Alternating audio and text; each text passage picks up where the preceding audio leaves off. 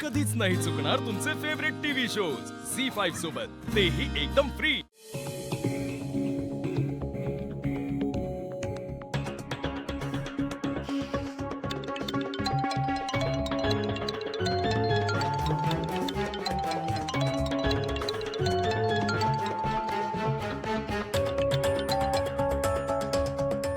Hello, कसा आहेस? एका तासात काय वेगळं असणार आहे मी? सोड, मी ठेवते फोन. नाही, नको, सॉरी. जेवलास? नाही. ऍक्च्युली मी पण नव्हतंच जेवणार, पण आईने आग्रह केला म्हणून जेवून घेतलं. बरं चल, आता मी तुला आग्रह करते, जेवून घे बरं. मला भूक नाही.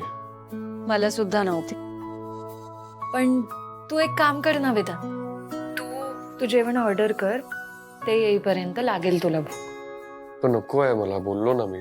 अरे खाऊन घे ना काहीतरी, खाल्ल्यावर ना गोष्टी जरा सॉर्टेड होतात. अमूल्य, बोर होत आहे मला.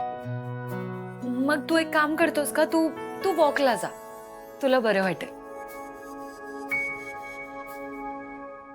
नाही नाही नको, ऍक्च्युली वॉक नको, तू बाहेर पडूच नकोस. फिल्म बघतोस? अमूल्य प्लीज. नाहीतर बेस्ट वे, तू गाणी ऐक. मी तुला माझी प्लेलिस्ट पाठवू का? त्याची काही गरज नाहीये, थँक्यू. हसलास ना? दिसलं मला. अमूल्य, मला झोप आली. अरे मग तर बेस्ट आहे, तू गाणी ऐकता म्युझिक सारखं आहे ना, दुसरं कुठलंच औषध नाही. हे बघ, मी तुला माझ्या एक्सपिरियन्स वरून सांगते. अशा वेळी ना गाणं आपल्याला आधार देतं, प्रेमाने जवळ घेतं, अलगद डोक्यावरून हात फिरवतं आणि आपल्याशी गप्पा मारतं. काही नाही, फक्त बोलण्याच्या गोष्टी आहेत ह्या. ऍक्च्युली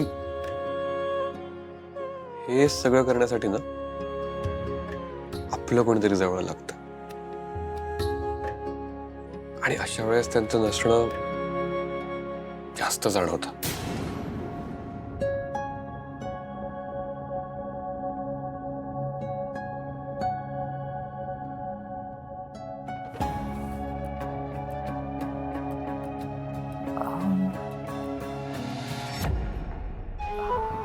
आपल्या त्या दिवशी जे काही झालं त्याबद्दल बोलायलाच नाही मिळालं ना आपल्याला. त्यासाठी डोक्याला शांतता मिळायला पाहिजे ना. कदाचित मग त्याबद्दल बोलूनच शांतता मिळेल. नको, मला भीती वाटते.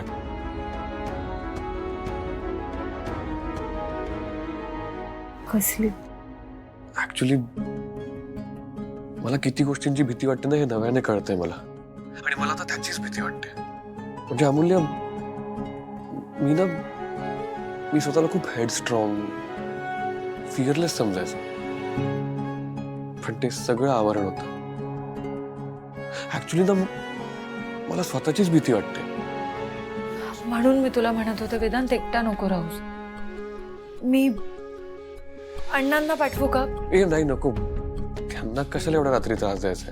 थांब, मी व्हिडिओ कॉल करते तुला. नको. अरे का? मला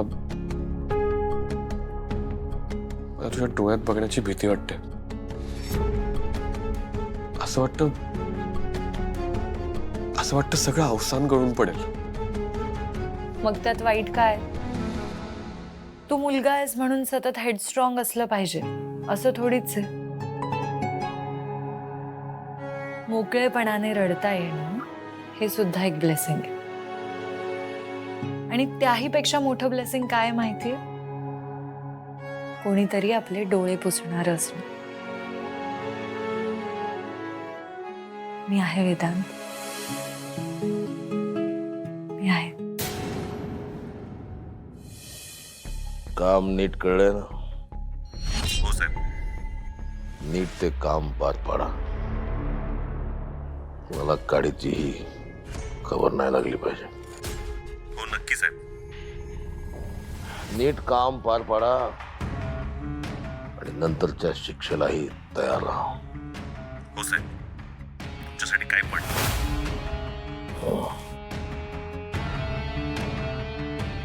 नूतन नूतन.